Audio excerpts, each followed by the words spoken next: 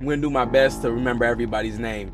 So I never had Peacock before, but I saw on TikTok this girl was talking about this show called It's All Her Fault, and she showed a little clip of the beginning. Basically in the beginning, this lady, I think her name is Marissa, she rings the doorbell, this old lady opens the door, and then she's like, hey, I'm here to pick up my son. And then Marissa's like, isn't this 1800 blah blah blah? And she's like, yeah. Okay, well, this other woman at school named Jenny is supposed to be having a play date, or her son's supposed to be having a play date with my son. So she said to pick him up here. The old lady's like, there's nobody here though. Marissa's looking at the address like, hold on now. This is the spot, right? The old lady's like, yeah. Oh, but the way that they film this and make the music in the background and the way they shoot their shots, they make you suspicious of everybody. So the old lady just seems suspicious off rip. She's all nice and stuff, and she's like, come inside, let's figure this out together. I know white people be mad nice and be like trying to help you for real, but in this example, it just felt sus. Anyway, Marissa goes inside. Old white lady is just down to help. And she's like, have you tried calling other people from school? Do you have a number of any other moms? And let's figure this out together. Marissa's trying to think, who should I call? She calls this other lady from school, another mom, another administrator, or whatever she does. She's a fundraiser lady. Turns out to be a big bitch. She calls the fundraiser lady who's a parent at school. She's like, hey,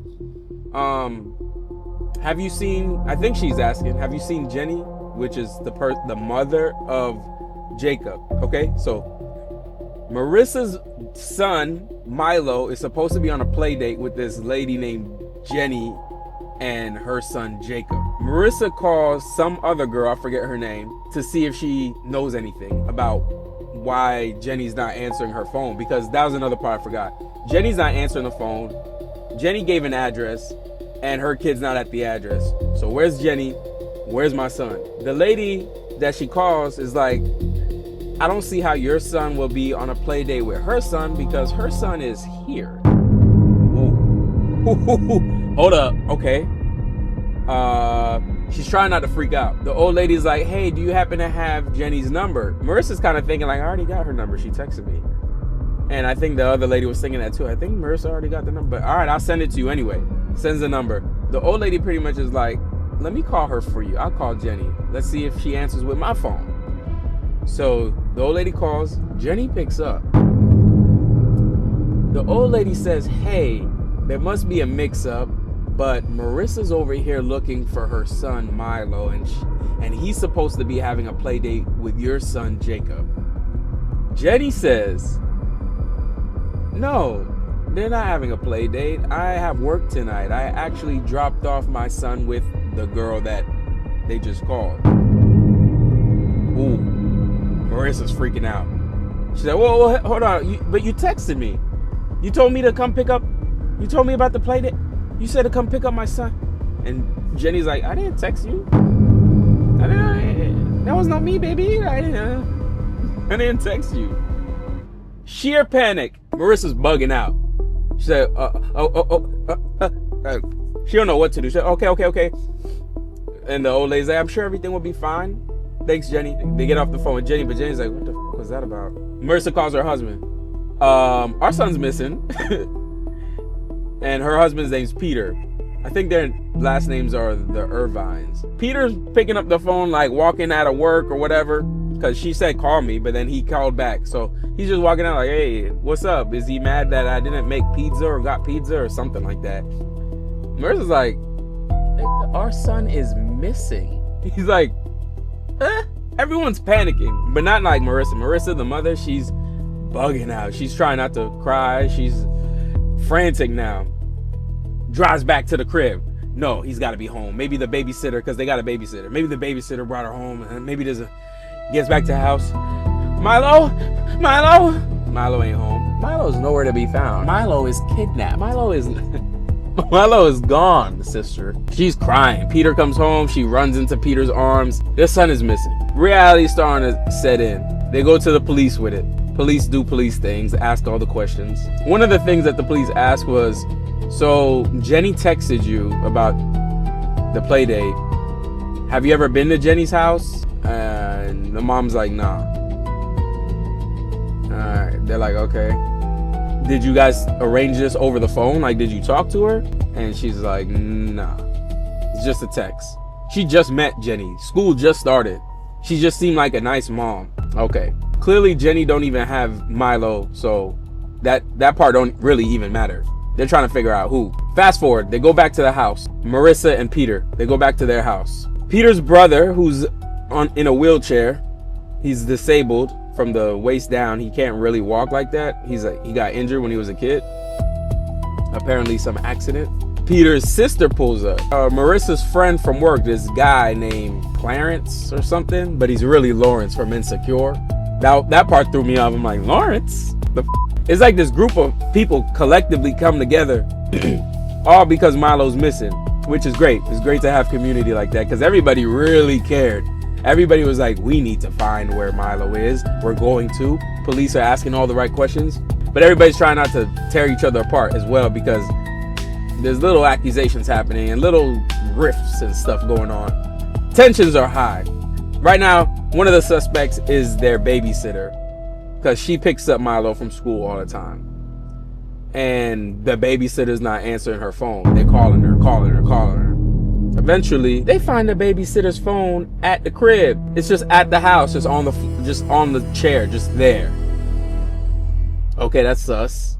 And the babysitter's supposed to be leaving out of town like in the morning or the next day or something on vacation.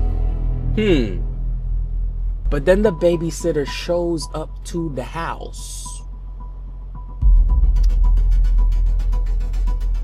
The babysitter shows up while the police are there asking questions, while everyone's together. They confront her real quick, like, yo, where the fuck is Milo? And she's like, whoa, I'm just here for my phone. I'm on vacation tomorrow. I left my phone. I'm just here for the phone. They're like, yo, but where's Milo? And she's like, I don't know. Now it's like, okay, if she don't know either, then who the fuck took Milo from school? The police in that moment show up and say, hey, we found out that Milo was picked up by somebody named Carrie Finch. The only person who recognizes that name is the babysitter, but she don't say nothing. She just has a flashback of this girl that she met at the park with other kids around, and she just seemed like a nice girl. That was like, oh, who are you watching? And he's like, oh yeah, Milo, that's mine. Oh yeah, he's mad cute, blah, blah, blah. But the babysitter's just like, she don't say nothing. Now they go back inside. Little storylines are being drawn here and there. You get to see the inside of Jenny's husband and their lifestyle and relationship. And I think the husband works at a school. Jenny's like somebody who works in publishing.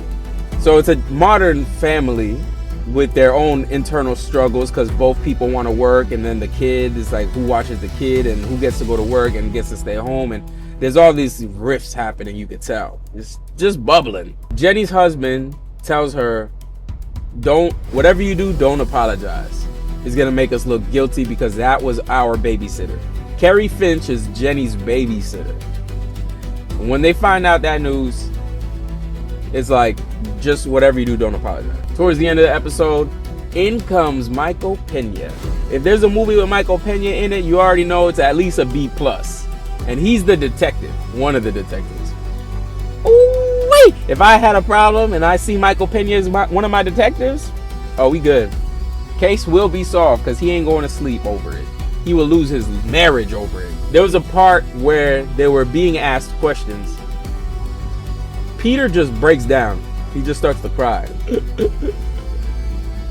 Marissa goes over to console him, and Peter flips on Marissa. If you would have just checked the fucking number. If you would have just checked the number. Why didn't you check the number? Now he's out there somewhere. Marissa's like, oh, this is my fault. Listen, if you're a husband, if you're a boyfriend, you already know. If there's one problem, there's one problem. But if this problem now makes a problem with you and your girl, there's no problems like having problems with your girl. I promise it. If you got a problem with your girl, you're sick, because she will take your peace. I know the kid is missing. Very serious matter. But the worst thing you could do is make your girl mad at you at the same time. Anyways, Marissa's tight. She's appalled that this just did this. You really just, okay. So Marissa needs space. She goes outside. And when she gets outside, boom, there's Jenny. Jenny's outside. Why are you outside, Jenny? Didn't your husband say to stay the fuck home? She can't help it. I'm sorry. Then goes over to hug her. They had a little moment in the bathroom somewhere in the episode where you could see that they became friends at a work party. So it seems like Jenny actually is sorry. And she's like, you know what he's saying? I'm gonna go apologize. So that's how episode 1 ends. You don't know who got the boy, but everybody seems like a suspect. Even Lawrence from Insecure. I don't know what you got. What you up to? Something. You doing something. You doing something. I'm on to you. This show is amazing. That was the first episode. Only reason I got Peacock is for it. I'm not promoting the platform because I don't know what else they got, but it makes me wonder. They got some things on there, and It's Her Fault is one of them. Y'all need to check that out. Did I mention that this was a spoiler alert? My bad.